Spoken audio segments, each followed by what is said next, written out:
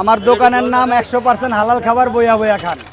ওই আমার খালাতো ভাই না, আমি বাড়িতে গেছি, ওই আমার সরলতার সুযোগ নিছে। আমি যে 2 দিন বাড়িতে গেছি এই সময় ভিডিওটা ওরা কইছে, আমার টুকে চাইছে মিডিয়ারা, ওই আমার সরলতার সুযোগ নিয়া ওই আমার এই কথা কইছে। এই কথা কন ওই খালাতো ভাই কনে, প্রবাসী ভাইয়েরাও আমার অনেক খারাপ জানে, অনেক ওই কমান না বলে কি করে আমি তো এখন বুঝি না।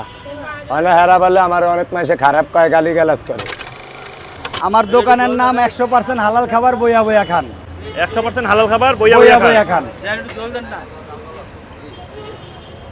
আচ্ছা, এটা একটু ঝোলটা বেশি মনে হচ্ছে না? এই যে নামাইলাম কাস্টমারের চাপের জন্য, এটা দেখ খাবারের টাইম হয়েছে তো, এটা ডেকে দেন, এটা ডেকে লিয়ে দেন।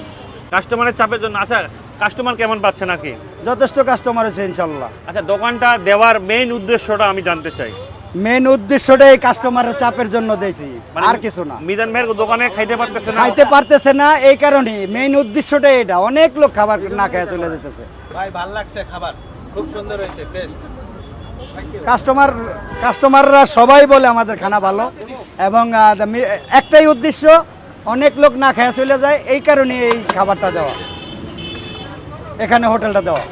আর এখানে গরিব শ্রেণীর লোকই বেশি আছে, রিক্সাওয়ালা, ভ্যানওয়ালা, সিএনজিওয়ালা, লেবার ফাংশন। কারণ ওনার কাছে তো লোক আসে অনেক দূরত্ব থেকে লোক আসে, সব বড় লোক আসে। আর আমার এখানে আসে দেখেন, এতক্ষণ আমার 4 পাতিল ভাত গেছে, 2 পাতিল গোছ গেছে, সব রিক্সা ভ্যানওয়ালা করে জন্য। মানে ওরা কি মিজান ভাইয়ের দোকানে খাবার পায় না? জি না, ওখানে খাবার না পাইয়া না, বসেন, সব রেডি, বসেন। ওই যে গোছ আসতেছে।